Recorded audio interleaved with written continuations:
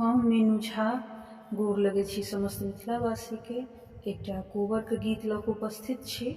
कोशिश करै छी अपने लोगन के नीक लागै। धन्यवाद। जय मिथिला, जय मैथिली। नबी नबी खटिया, नबी नबी पटिया, नबी नबी खटिया, नबी नबी पटिया, नबी नबी जोड़ल सिनेह है, सोहाग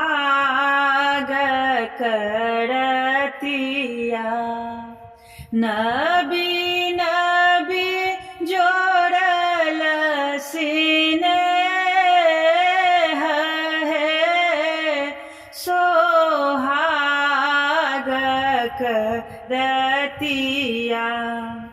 से कोबर सुत गेला रामचंद्र दुल्हा, सह कोबर सुत गेला इहो नव दुल्हा, संग सुतल सुकुमारी है, सोहाग करतिया, संग सुतली सुकुमारी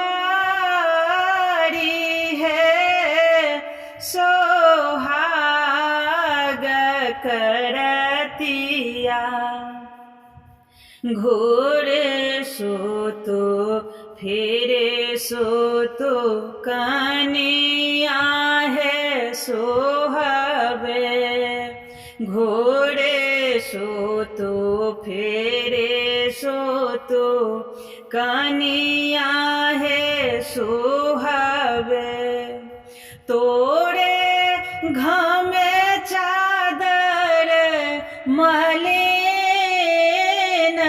है, सोहाग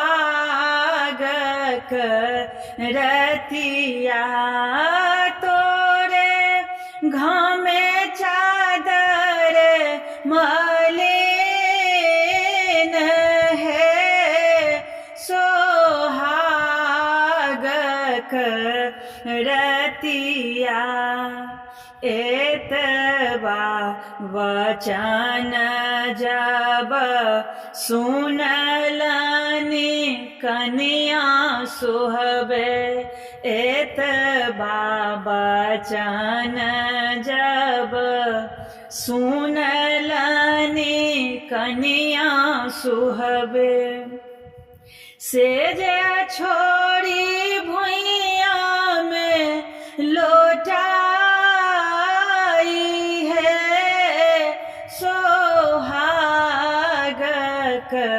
करतिया, से जे छोड़ी भुइया में लोटाई है, सोहाग करतिया, घोड़बा चढ़ल अबथिन छोट का दियरबा, घोड़बा चढ़ल अबथिन छोट का दियरबा, किए भौजो भुइया में लोटाई है, सोहाग करतिया, तोहरो के भैया देवर फोड़लनि शंखा चूड़ी, तोहरो के भैया देवर फोड़लनि शंखा चूड़ी, एही खातिर भुइया में लोटाई है। सोहाग रतिया जुग जुग जे बथु, इहो न बदोलहा। दुलहिन के बढ़नु अहि बात है, सोहाग रतिया।